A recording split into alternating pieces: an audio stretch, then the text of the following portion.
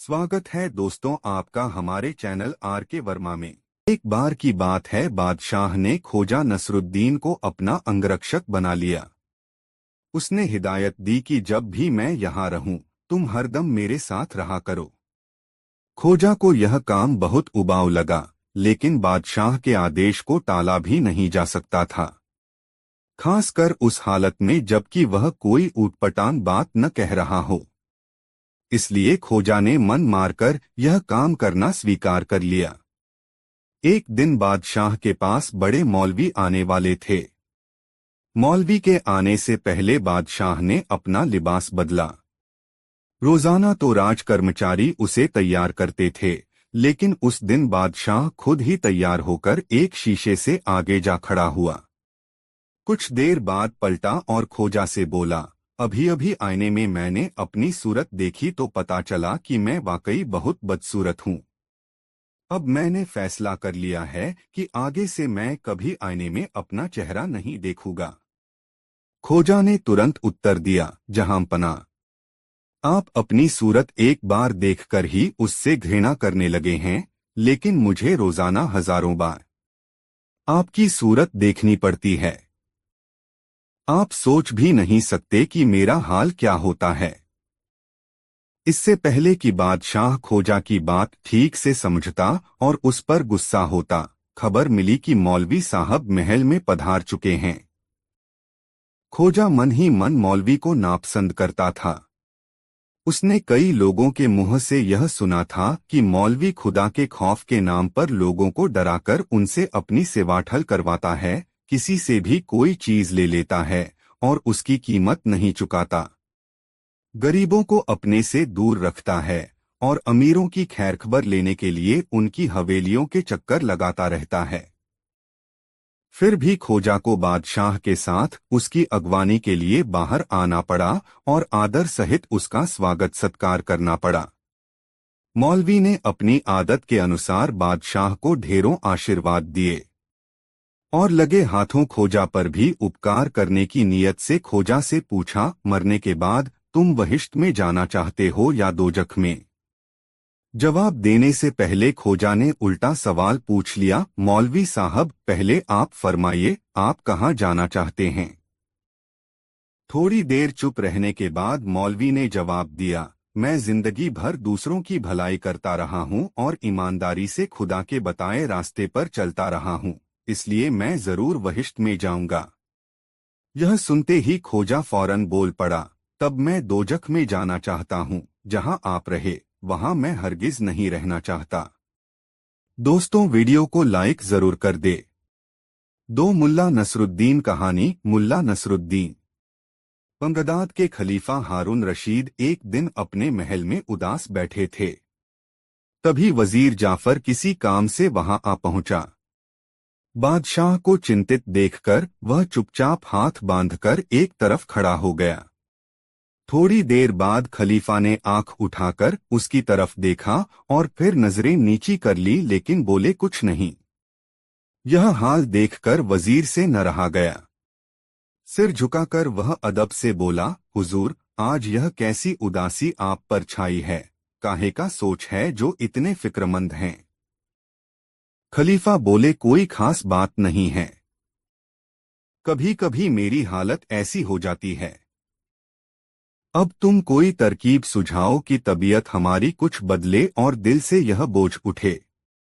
इस पर वजीर ने कहा कि हुजूर का हमेशा से यह दस्तूर रहा है कि अक्सर भेस बदलकर प्रजा का हाल जानने को शहर में गश्त लगाया करते हैं। आज का दिन तो खास तौर से हुजूर ने इसी काम के लिए तय कर रखा है, इसलिए बेहतर हो अगर कुछ वक्त इसी काम में लगाया जाए। खलीफा यह सुनकर उठे और मुस्कराकर वजीर से बोले, यह बात तूने अच्छी याद दिलाई, जा जल्दी भेस बदल कर आ, तब तक हम भी पोशाक बदल लेते हैं। फिर दोनों 2 घड़ी शहर का चक्कर लगाएंगे और अपनी प्रजा का हाल मालूम करेंगे। थोड़ी देर बाद दोनों अपना अपना भेस बदलकर सौदागरों का भेस बनाकर शहर का हालचाल मालूम करने निकल पड़े। चलते चलते वे शहर से बाहर निकल गए। आगे एक नदी थी। नदी पर पुल बना था। दोनों चाहते थे कि नदी पार कर बस्तियों में कुछ देर घूमा जाए। तभी पुल के नुक्कड़ पर बैठे एक अंधे फकीर की आवाज उनके कानों में पड़ी। दोनों रुक गए। फिर फकीर ने आवाज लगाई, ओ जाने वालों, अल्लाह के नाम पर इस अंधे फकीर को भी कुछ देते जाओ। खलीफा ने अपनी जेब से एक अशर्फी निकाली और उसके हाथ पर रख दी। इस पर अंधे ने खलीफा का हाथ पकड़कर कहा, ऐ मेरे दाता, यह खैरात देकर तूने इस अंधे पर बड़ा एहसान किया। अब एक और मेहरबानी कर दो। खलीफा ने पूछा, वह क्या? फकीर बोला, एक धौल मेरे सिर पर लगा कि मैं इसी सजा के लायक हूं, बल्कि इससे भी ज्यादा के। और यह कहकर उसने खलीफा का हाथ छोड़कर उसका दामन पकड़ लिया। खलीफा अंधे की इस हरकत पर बड़े हैरान हुए। बोले, ए भले आदमी, तेरे सिर पर धौल लगाकर अपनी खैरात के पुण्य को क्यों नष्ट करूं? भला यह कोई बात हुई? यह कहकर उन्होंने अपना दामन छुड़ाकर आगे बढ़ना चाहा, मगर फकीर ने दामन और कसकर पकड़ लिया और कहा कि ए मेरे मेहरबान, मेरी इस गुस्ताखी को माफ कर और एक धौल मेरे सिर पर जरूर लगा, नहीं तो अपनी यह खैरात की हुई अशर्फी वापस ले ले, क्योंकि मैंने कसम खा रखी है कि बिना धौल लगवाए खैरात नहीं लूंगा और मैं इस कसम को नहीं तोड़ूंगा। अब खलीफा क्या करते? मजबूर होकर आहिस्ता से एक धौल उस अंधे के सिर पर मारा और वजीर को आगे बढ़ने का इशारा किया। अंधे ने खलीफा का दामन छोड़ दिया और दोनों हाथ उठाकर उन्हें दुआ दी। वजीर और खलीफा दोनों वहां से आगे बढ़े, लेकिन चंद कदम आगे जाकर खलीफा ने वजीर को हुक्म दिया, इस फकीर को कल दोपहर की नमाज के बाद हमारे दरबार में हाजिर होने का हुक्म दिया जाए। हम इसकी अजीब कसम की वजह मालूम करना चाहते हैं। वजीर ने वापस जाकर फकीर से कहा, वह जिन्होंने तुझे अभी अशर्फी खैरात में दी है, बगदाद के खलीफा हैं। तू कल दोपहर को नमाज के बाद उनके दरबार में हाजिर हो। वह तुझसे कुछ पूछना चाहते हैं। अगले दिन दोपहर की नमाज के बाद वह अंधा फकीर खलीफा के दरबार में हाजिर हुआ और उसने खलीफा को सलाम किया। खलीफा ने पूछा, तेरा नाम क्या है? उसने कहा, बाबा अब्दुल्ला। खलीफा ने कहा, कल मैंने एक अशर्फी तुझे दी थी, तो तूने उसको लेकर क्यों मुझसे जिद की थी कि मैं तुझे एक धौल मारूं या अपनी खैरात फेर लूं? तूने कसम क्यों खाई है कि जो कोई तुझे खैरात दे वह तुझे एक धौल भी मारे? अपनी इस अजीबोगरीब कसम की वजह फौरन सच सच बयान कर। खलीफा का यह हुक्म सुनकर बाबा अब्दुल्ला ने अपने सिर को जमीन तक झुकाया और फिर अदब से हाथ बांधकर बोला, हुजूर, पहले मेरी गुस्ताखी जो कल मैंने बेपहचाने आपके हुजूर में की थी, माफ करें और फिर मेरी दास्तान सुने। हुजूर, मैं इसी बगदाद शहर का रहने वाला हूँ। मेरा जन्म यहीं हुआ था। मेरे माँ बाप बहुत सारी दौलत मेरे लिए छोड़कर मरे, लेकिन मैं इतना नासमझ निकला कि अपने आवारा दोस्तों के साथ उसको जल्दी ही बर्बाद कर डाला। जब पास में कुछ न रहा तो वे दोस्त भी मुझे अपने हाल पर रोता छोड़कर अपने अपने रास्ते चले गए। मैं सोचता रह गया कि क्या करूं। कभी दोस्तों की बेवफाई पर सिर घुनता, कभी अपनी कमकली पर पछताता। पर अब क्या हो सकता था? लाचार होकर जो कुछ जमा पूंजी बाकी रह गई थी उसे इकट्ठा किया और किसी तरह उससे कुछ ऊंट खरीदे और उन ऊंटों को किराए पर चलाने लगा। अब चूंकि समझ आ गई थी, इसलिए बहुत सोच समझकर खर्च करता और कुछ आगे के लिए भी बचा कर रखता। जब इतना रुपया इकट्ठा हो जाता कि एक ऊंट खरीदा जा सके तो उससे ऊंट खरीद लेता। दोस्तों, वीडियो को लाइक जरूर कर दे। इस तरह होते होते मेरे पास 80 ऊंट हो गए। उन ऊंटों के किराए से मुझे काफी आमदनी होने लगी और मैं फिर से ठाठ बाट से अपनी जिंदगी गुजारने लगा। लेकिन अभी मुझे पूरी तरह अक्ल कहाँ आई थी, हुजूर। अगर आ गई होती तो आज इस हालत में क्यों पहुंचता। इतना कहते कहते बाबा अब्दुल्ला की आंखों में आंसू आ गए। उन्हें किसी तरह अपने कुर्ते की आस्तीन से पोंछते हुए वह बोला, खुदाबंद अब आगे का हाल अर्ज करता हूँ। एक दिन का जिक्र है। मैं एक सौदागर का माल जहाज में लदवाकर अपने खाली ऊंटों को लिए बगदाद को लौट रहा था। रास्ते में क्या देखता हूँ कि एक बहुत बड़ा हरा भरा चरागाह सामने है। मैंने सोचा 2 घड़ी आराम कर लिया जाए। इतनी देर में ऊंट भी अपने पेट भर लेंगे और मैं भी थोड़ा आराम कर लूंगा। यही सोचकर मैंने ऊंटों को उस चरागाह में चरने के लिए छोड़ दिया। खुद एक पेड़ के साए में आराम करने के लिए लेट गया। इतने में एक फकीर जो बगदाद से पैदल चला आ रहा था वहां आ पहुंचा। वह उसी पेड़ के नीचे आकर मेरे पास बैठ गया। हम दोनों में दुआ सलाम हुई। फिर आपस में बातचीत होने लगी। थोड़ी देर बाद मैंने खाना निकाला, खुद खाया और फकीर को खिलाया। फकीर इस पर बहुत खुश हुआ और बोला, यहाँ से बहुत ही नजदीक एक जगह है। वहां पर एक छिपा खजाना है जिसमें बेशुमार दौलत है। इतनी बेशुमार कि अगर तुम उससे अपने सारे ऊंट भी भर लो तो भी ऐसा लगे कि खजाना ज्यों का त्यों है। यह सुनकर मैं बहुत खुश हुआ और फकीर से बोला, आप तो फकीर हैं, खुदा से लो लगाए हैं, इसलिए दुनिया की दौलत से आपको क्या लेना देना, लेकिन मैं हूं दुनियादार आदमी। मेहरबानी करके मुझे उस खजाने का अतापता बता दीजिए। मैं अपने ऊंटों को वहां ले जाऊंगा। अगर आपका जी चाहे तो आप भी दौलत से लदा एक ऊंट ले लेना। मैं खुशी खुशी आपको भेंट कर दूंगा। मैंने हुजूर यह बात कहने को तो कह दी, लेकिन मेरा मन भीतर से मुझे कोस रहा था कि एक ऊंट बिना वजह इस फकीर को देने का वादा किया, यह उसका क्या करेगा। लेकिन वह फकीर भी एक ही था। बोला, वाह, एक ऊंट के लिए मैं तुम्हें इतने कीमती और बड़े खजाने का पता क्यों बतलाऊं। हाँ, एक सूरत में उस खजाने का पता बता सकता हूं कि तुम सब ऊंट मेरे साथ ले चलो।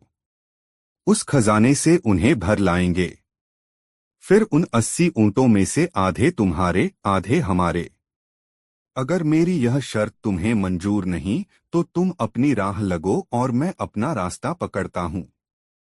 इस पर मैंने सोचा, 40 ऊंटों पर लदा हुआ खजाना भी क्या कम है। मेरी आने वाली 7 पुश्तों को काफी होगा। सो फौरन राजी हो गया और ऊंटों को लेकर उसके साथ चल पड़ा। थोड़ा सफर करने के बाद हम दोनों एक पहाड़ के दर्रे में पहुंचे जिसकी राह बहुत तंग थी, इसलिए ऊंटों को कतार बांधकर वहां से ले जाना पड़ा। थोड़ा आगे जाकर उस फकीर ने मुझसे कहा, अब तुम यहीं पर ऊंटों को बिठाकर मेरे साथ आओ। मैं उन सबको वहीं बिठाकर उनके साथ हो लिया। फकीर ने थोड़ी लकड़ियां जमा करके एक पथरी और लोहे का टुकड़ा अपने पास से निकालकर आग पैदा की और उनको जलाया। फिर आग पर कोई खुशबूदार चीज डालकर कुछ मंत्र पढ़े जिन्हें मैं कतई न समझ सका। मंत्रों के पढ़ते ही आग से गहरा धुआं उठा और ऊपर जाकर फट गया। अब जहां वह धुआं फटा था वहां एक टीला नजर आने लगा जो पहले दिखाई नहीं पड़ता था। फिर मेरे देखते देखते हमारी जगह से उस टीले तक एक रास्ता सा बन गया। गौर से देखा तो पाया कि वह रास्ता टीले के ऊपर एक बड़े मकान के दरवाजे तक जाता था। दरवाजा उस वक्त खुला हुआ था।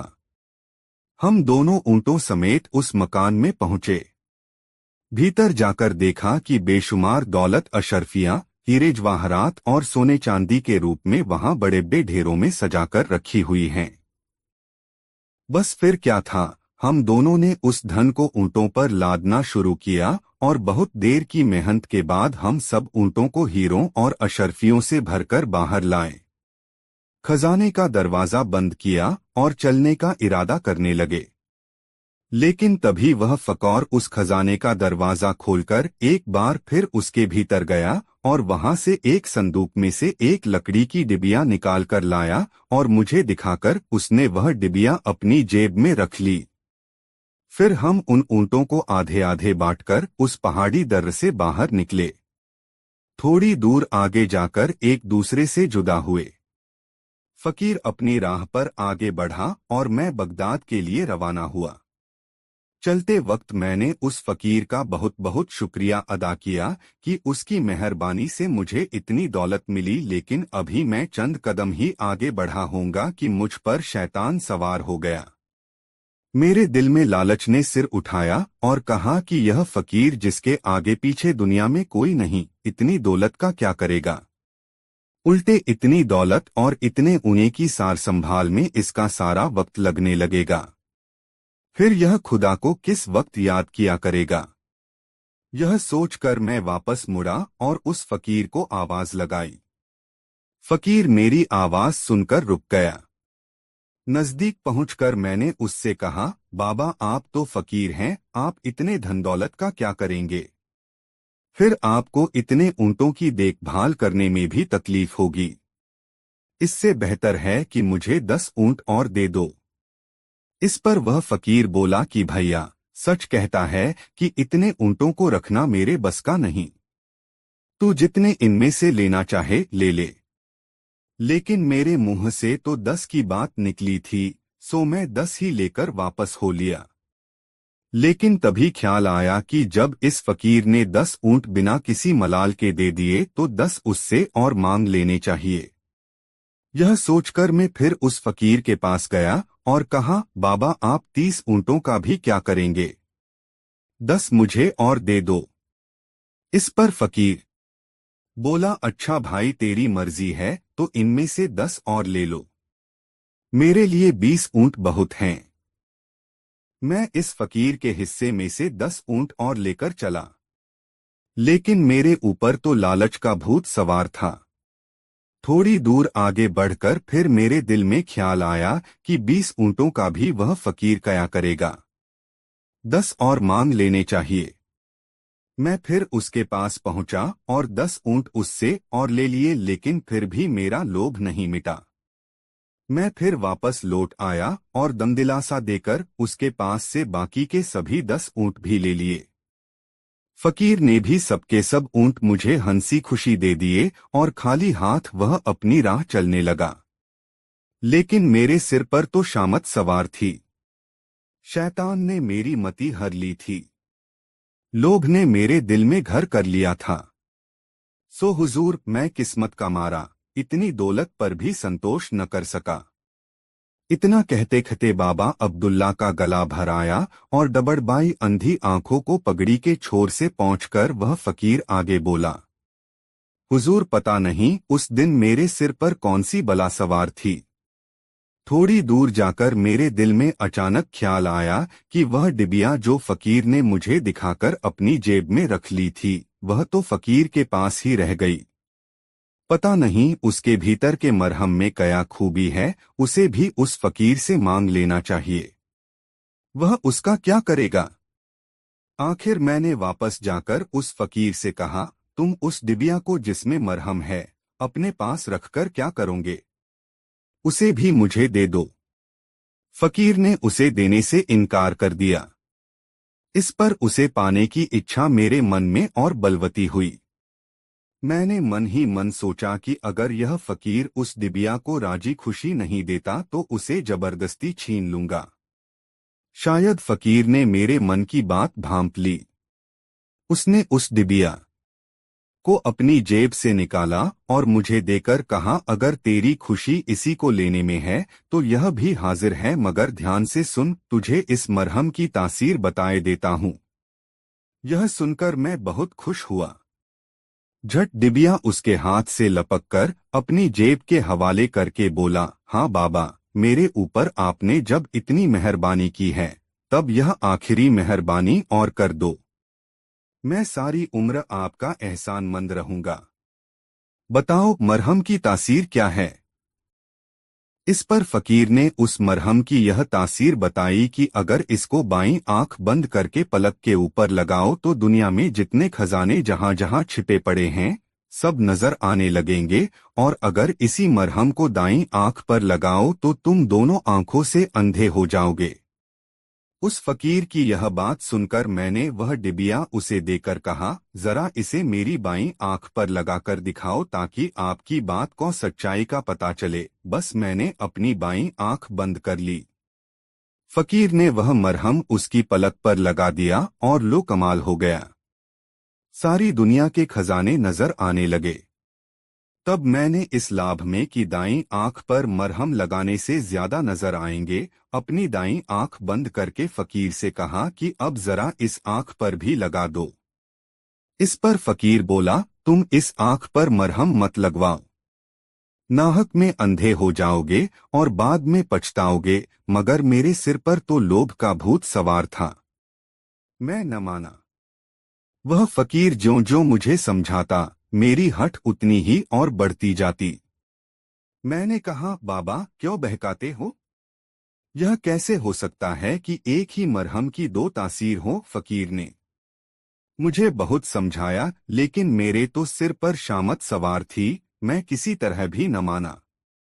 बस मेरी हठ पर उसने वह मरहम मेरी दाईं आंख पर लगा दिया, और जब मैंने आंख खोल कर देखा तब अपने को दोनों आंखों से अंधा पाया। मैंने अपना सिर अपने हाथों से पीट लिया। रो रो कर उस फकीर से कहने लगा, जो तुम कहते थे आखिर वही हुआ। हाय हाया बाबा, तुमने यह क्या कर डाला? काश तुम मुझे वह खजाना न दिखाते तो मेरे सिर पर लालच का यह भूत न चढ़ता। हाय, अब मैं क्या करूं? बाबा तुम ये दौलत अपने साथ ले जाओ और मेरी आंखें दे दो। आंखों की रोशनी से बढ़कर दुनिया में कोई दौलत नहीं होती। इस पर फकीर बोला, भाई इसमें मेरा क्या कसूर है? मैंने तो तुम्हारे साथ ऐसी नेकी की थी कि कभी किसी ने किसी के साथ न की होगी। मगर तुमने मेरी नसीहत नहीं सुनी और इतनी दौलत पाने पर भी सब्र नहीं किया। मैंने जो कुछ किया और कहा उसे फरेब समझा। अब तुम्हें इसकी सजा भुगतनी ही होगी। इससे बचने का कोई उपाय नहीं। मैंने रो रो कर उस फकीर के पांव पकड़े, हाथ जोड़े, बहुत बहुत खुशामद की। लेकिन फिर उसने मेरी किसी बात का जवाब नहीं दिया। वह मुझे उसी हालत में रोता बिखलता छोड़कर धनदौलत से लदे हुए 80 ऊंट अपने साथ लेकर पता नहीं किस तरफ रवाना हो गया। मैंने चिल्ला चिल्ला कर उससे यहाँ तक कहा कि कम से कम मुझे अपने साथ शहर तक तो ले चलो, लेकिन उसने मेरी एक नहीं सुनी। बस मैं रोता भटकता उस जंगल में जहां तहां फिरने लगा। ये तो मेरे अच्छे भाग्य थे कि एक काफिला उन्हीं जंगलों से गुजर रहा था। मैं उसी के साथ बगदाद आ गया। यहाँ मुझ अंधे को कौन पहचानता? कौन मेरी बात का यकीन करता? और तब मैंने भूख और गरीबी से तंग आकर यह कसम खाई कि आइंदा भीख मांगकर अपना पेट भरूंगा। जो कोई मेरे हाल पर तरस खाकर भीख देना चाहेगा उसे मेरे सिर पर एक धौल भी मारना होगा, नहीं तो वह भीख मैं नहीं लूंगा। और तब से हुजूर बस इसी तरह 20 सालों से मैं भीख मांगकर किसी तरह अपना पेट भरता हूँ। यही वजह थी खुदाबंद कि कल मैंने आपकी शान में भी गुस्ताखी की। उम्मीद है जहां पनाह मेरी यह दास्तान सुनकर मुझे माफ कर देंगे। इतना किस्सा कहकर बाबा खामोश हो गया। और खलीफा हारून रशीद बोले, बाबा तुम्हारे लालच की सजा तुम्हें मिल रही है। शायद खुदा की यही मर्जी है। लेकिन हमें तुम्हारी दास्तान सुनकर बड़ा दुख पहुंचा है। हमें तुम्हारे साथ बहुत हमदर्दी है। हम तुम्हें आंखें तो नहीं दे सकते, लेकिन इतना जरूर कर सकते हैं कि तुम्हें आइंदा भीख न मांगनी पड़े। इतना कहकर खलीफा ने अपने वजीर को हुक्म दिया कि बाबा अब्दुल्ला की गुजरबसर का माकूल इंतजाम आइंदा शाही खजाने से किया जाए। यह कहानी सुनाकर खोजा ने बादशाह से पूछा, आलीजा कैसी लगी यह कहानी? बहुत अच्छी। बेहद दिलचस्प, बादशाह बोला। ऐसी ही दिलचस्प कोई और कहानी सुनाओ न खोजा। ठीक है, खोजा बोला, मैं आपको वह कहानी सुनाता हूँ जो मैंने एक फकीर के मुख से सुनी थी। दोस्तों, एक कहानी दूसरी कमेंट में जरूर बताएं और वीडियो को प्लीज लाइक जरूर। ताशकंद नगर में मीर जाफर नाम का एक व्यापारी रहता था। कुछ दिनों से धंधा खराब चलने के कारण मीर जाफर गरीबी में दिन गुजार रहा था। उसकी पत्नी जमीरा भी नगर में इधर उधर चक्कर लगाया करती थी।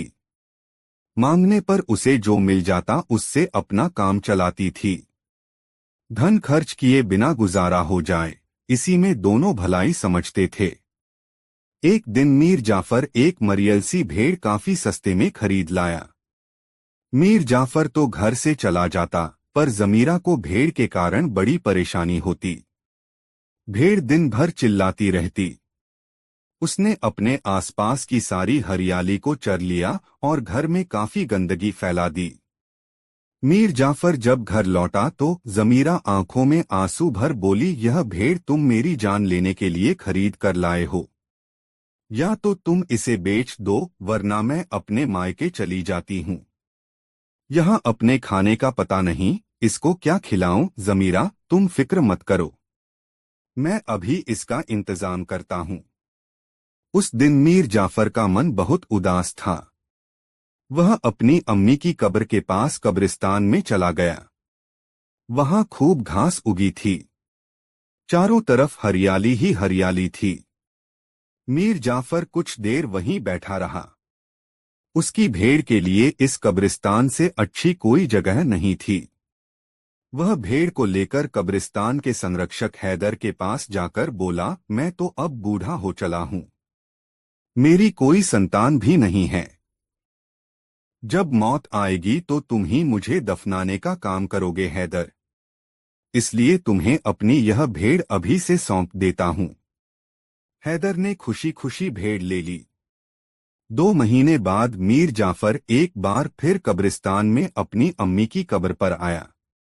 वह लौट ही रहा था कि उसकी नजर अपनी भेड़ पर पड़ गई। वह तो उसे पहचान ही नहीं पाया। भेड़ खा खाकर खूब मोटी ताजी हो गई थी। इतनी वजनी भेड़ को दान करने से बढ़कर कोई बेवकूफी नहीं हो सकती, यह सोचकर मीर जाफर ने मन ही मन निश्चय कर लिया कि उसे किसी भी तरह अपनी भेड़ को वापस प्राप्त करना है। मीर जाफर ने एक बार फिर हैदर के घर का दरवाजा खटखटाया।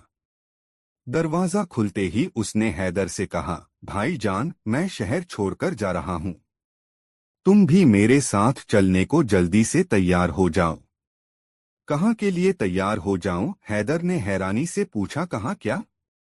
मेरे साथ चलने के लिए तुमने मुझे वचन दिया था न कि मेरी मृत्यु के बाद तुम ही मुझे दफनाओगे, इसलिए तो मैंने तुम्हें भेड़ दी थी। अब मैं जहां भी रहूंगा, दफनाने के लिए तुम्हारा वहां होना आवश्यक है। मीर जाफर ने कहा, तुम्हारा जहां मन करे वहां जाकर मरो। अपनी इस मनहूस भेड़ को भी अपने साथ ले जाओ और नदी में डूबकर मर जाओ।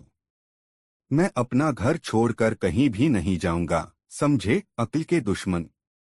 इतना कहकर हैदर ने भड़ाक से घर का दरवाजा अंदर से बंद कर दिया।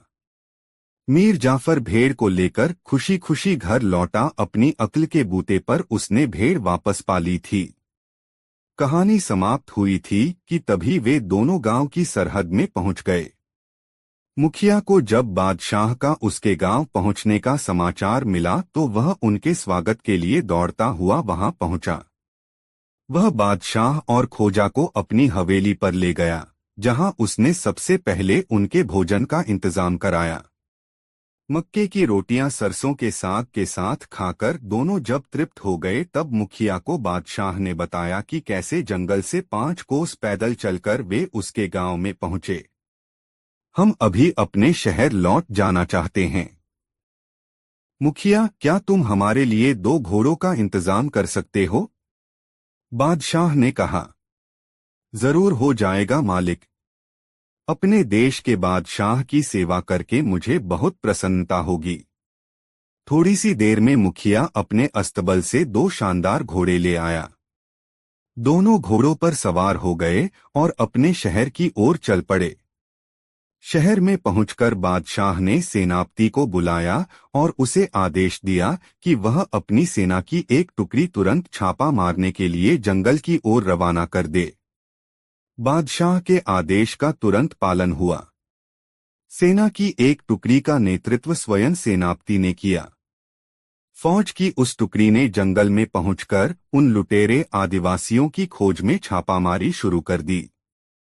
उन्होंने जंगल का कोना कोना छान डाला, लेकिन एक भी आदिवासी हत्थे न चढ़ा। आदिवासी जंगल के उस हिस्से से पलायन कर गए थे। वे राज्य के उस जंगल को छोड़कर पड़ोसी राज्य में चल गए थे। सेना की टुकड़ी मायूस होकर लौट आई। सेनापति ने सारा हाल बादशाह को कह सुनाया। कुछ क्षण के लिए बादशाह के चेहरे पर चिंता के भाव उभरे, लेकिन फिर वह सामान्य ढंग से मुस्करा दिया। खोजा नसरुद्दीन के साथ वह पहले की तरह ही राजकाज में व्यस्त हो गया। दोस्तों, कहानी कैसी लगी कमेंट में जरूर बताएं।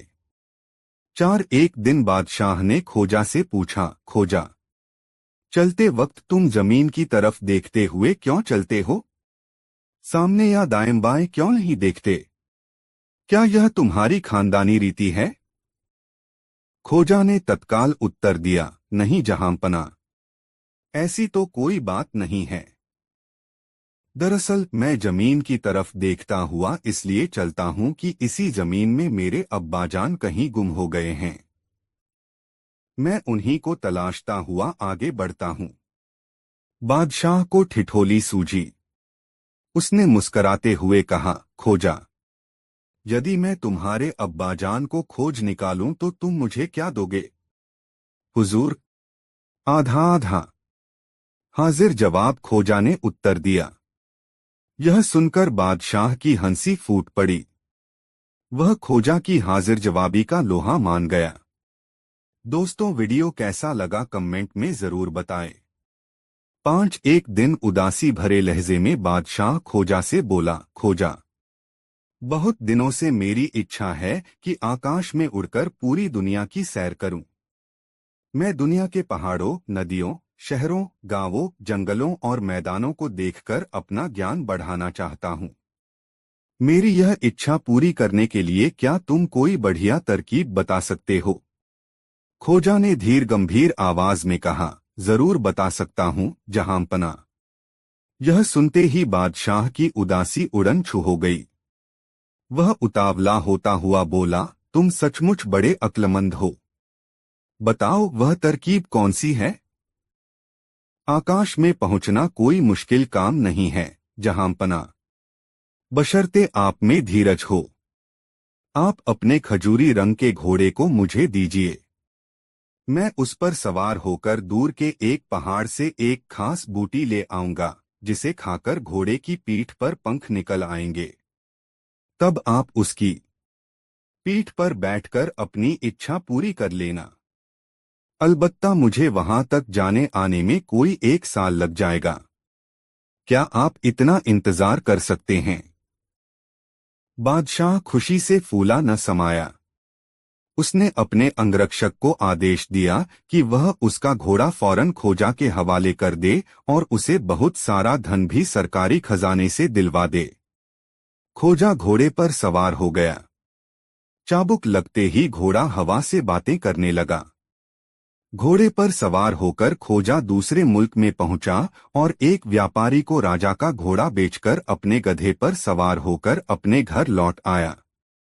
घर पहुंचकर उसने बादशाह से मिला सारा धन और घोड़े को बेचकर उसे जो रुपए मिले, वे सब अपनी पत्नी के हवाले किए और सारा किस्सा सुनाने के बाद यह कहता हुआ लंबी चादर तानकर सो गया कि अब 1 साल तक मुझे कहीं आना जाना नहीं है। मैं घर में हूं, यह बात किसी को न बताना। पत्नी ने सारी बात सुनी तो वह अपनी हंसी न रोक पाई, पर साथ ही उसे कुछ चिंता भी होने लगी। करीब 1 साल बाद खोजा राजमहल में पहुंचा।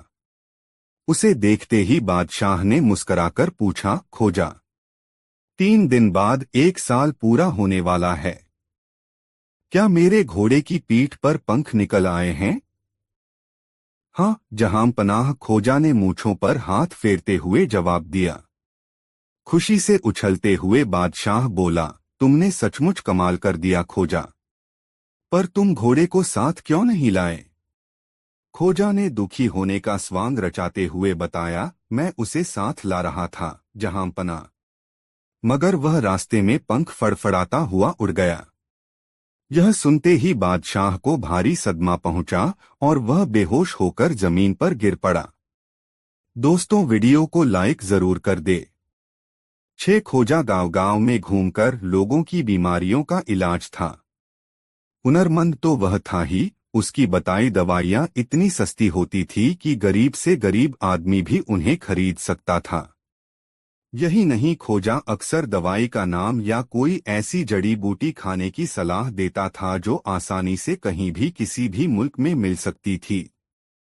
कई बार खोजा मरीजों को बिना दवाई के ही ठीक कर देता था।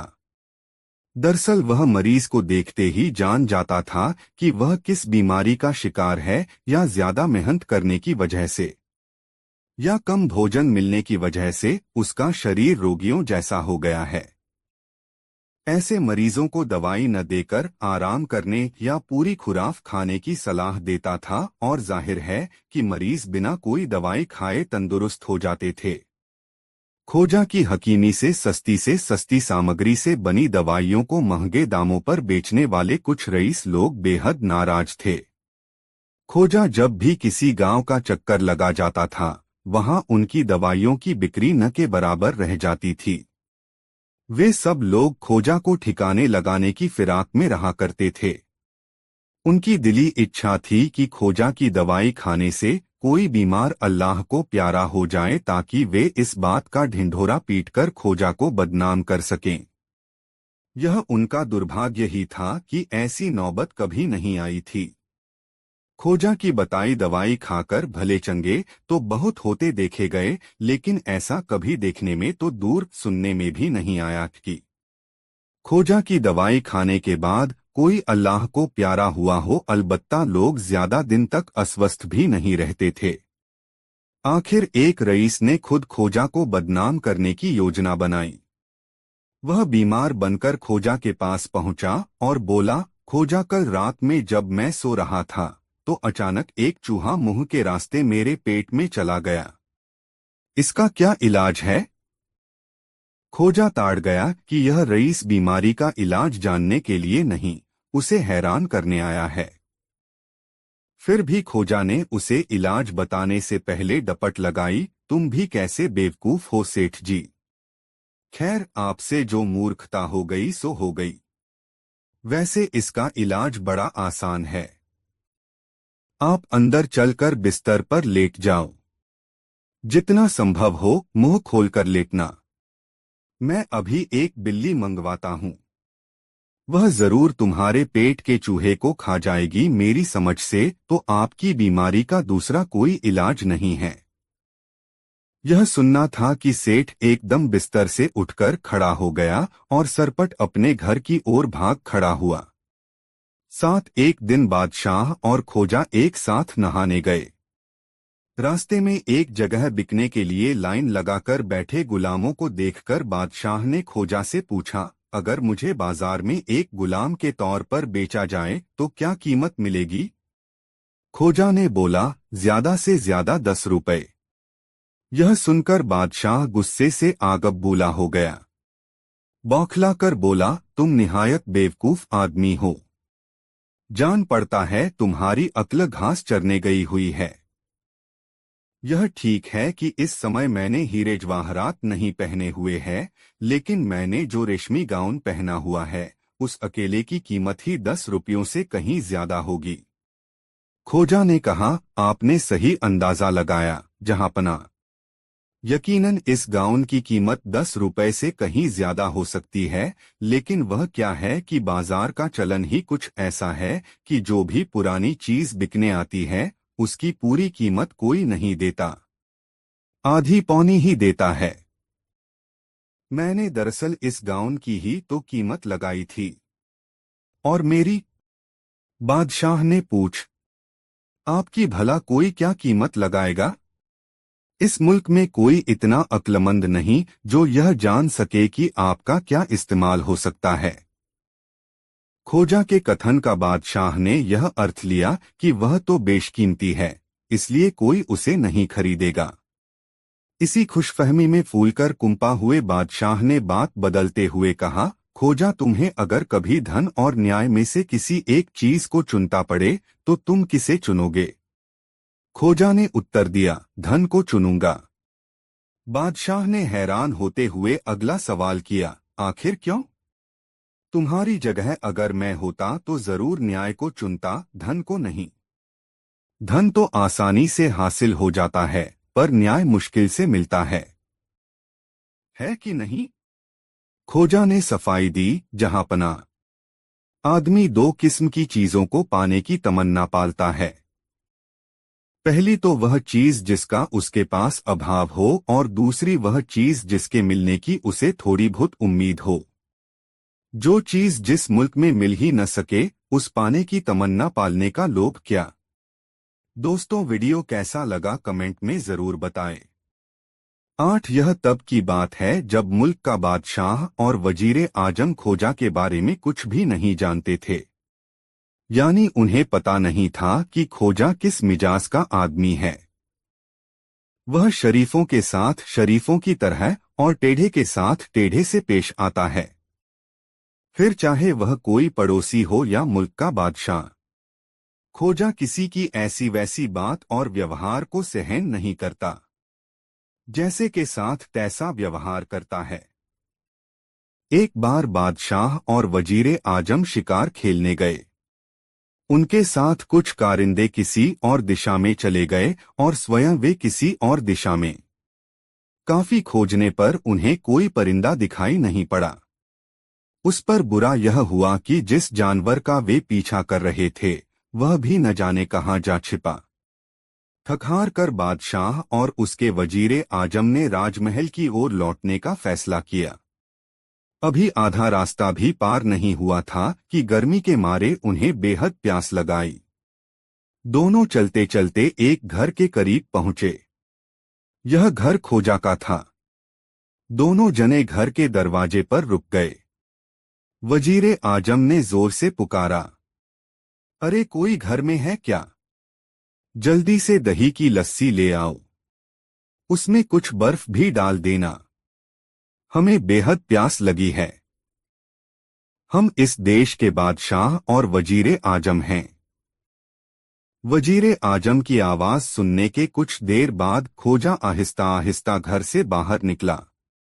पहले उसने बादशाह को सलाम किया और फिर बड़े अदब से बोला, माफ कीजिए, मैं सुबह से ही खेत में काम कर रहा था। अभी अभी लौटा हूँ।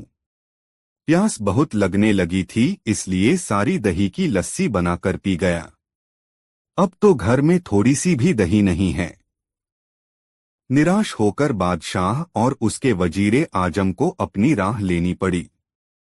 लेकिन जब वे काफी दूर चले गए तो खोजा हाथ में दही का बर्तन लेकर मकान के छज्जे पर खड़ा होकर ऊंची आवाज में कहने लगा, बादशाह सलामत, वापस आ जाइए। बादशाह और वजीरे आजम ने दूर से दही का बर्तन लिए खोजा को पुकारते हुए देखा तो वे बहुत खुश हुए। घोड़ों को वापस छोड़कर वे फौरन खोजा के पास जा पहुंचे। जब वे बिल्कुल करीब पहुंच गए तो खोजा ने दही का बर्तन उनके सामने पलट दिया और बोला, बड़े अफसोस की बात है। आप खुद देख लीजिए, क्या यह बर्तन सचमुच खाली नहीं है? इस तरह से खोजा ने अपनी तरफ से वजीरे आजम को ठीक उसी के लहजे में पुकारकर जैसे को तैसा जवाब दे दिया। यह बात अलग है कि उन दोनों की समझ में यह नहीं आया कि खोजा ने उन्हें फिर क्यों पुकारा था। दोस्तों, वीडियो को लाइक जरूर कर दे। एक बार खोजा की आंखों में तकलीफ हो गई और उसे हर चीज धुंधली नजर आने लगी। बादशाह ने मौका देख खोजा की खिल्ली उड़ाई, खोजा, सुना है कि अब तुम्हें हर चीज के दो रूप नजर आने लगे हैं। अब तक तुम्हारे पास एक ही गधा था, लेकिन अब 2 गधे हो गए होंगे। तुम तो सचमुच बिना एक धेला खर्च किए दोगुने अमीर हो गए। खोजा बोला, आपने बिल्कुल सही फरमाया जहांपना। अब मुझे आपके भी 2 की जगह 4 पैर नजर आने लगे हैं। खोजा की चतुराई ने उन्हें आदमी से जानवर साबित कर दिया है। यह बात बादशाह की समझ में आ गई, पर वह करता भी तो क्या। छेड़छाड़ तो उसी ने शुरू की थी। तभी एक बुजुर्ग चरवाहे ने बादशाह और खोजा को बीच में रोककर गुहार की। बादशाह सलामत। मैं अब तक न जाने कितनी भेड़बकरियां पाल चुका हूं, पर भेड़िए न जाने मेरी कितनी भेड़बकरियों को चट कर गए हैं। क्या इस दुनिया में कोई ऐसा भेड़िया भी है जो बकरी न खाता हो? चरवाहे की गुहार सुनकर बादशाह ने खोजा की तरफ देखा और बोला, खोजा, क्या तुम्हारे पास इस गरीब के सवाल का कोई माकूल जवाब है? खोजा बोला, नहीं जहांपना। मैं तो आपके अलावा किसी को जानता नहीं हूँ, इसलिए मैं यकीनी तौर पर इसे उस भेड़िए का नाम नहीं बता सकता जो भेड़बकरियां न खाता हो। खोजा की बात में छिपे व्यंग्य को न समझते हुए बादशाह बोला, पर मैं एक ऐसे भेड़िए को जानता हूँ। गुस्ताखी माफ हो जहांपनाह, तो मैं अर्ज करना चाहूंगा कि आप ही मुझे उस भेड़िए के बारे में बता दें। बुजुर्ग चरवाहे ने विनती की। ऐसा भेड़िया जो मर चुका हो, वह किसी भेड़ या बकरी को नहीं खाता। बादशाह ने अपना ज्ञान बघारा। बुजुर्ग समझ गया और गंभीर मुद्रा में गर्दन हिलाता हुआ बादशाह और खोजा के रास्ते से अलग हट गया। उसके जाने के बाद बादशाह खोजा की ओर देखता हुआ बोला, क्यों खोजा, मानते हो न मुझ में आज भी तुमसे ज्यादा समझ मौजूद है? खोजा ने कबूल किया, हाँ जहांपनाह, यह तो अभी अभी उजागर हो चुका है। फिर मुझसे ज्यादा अक्ल भला होगी भी क्यों नहीं, उसे खर्च ही कहाँ होना होता है। दोस्तों, वीडियो कैसा लगा कमेंट में जरूर बताएं और ऐसे और देखने के लिए हमारे चैनल को सब्सक्राइब जरूर कर ले और यह वीडियो अपने मित्रों जो जरूर सेंड कर। और वीडियो देखने के लिए धन्यवाद।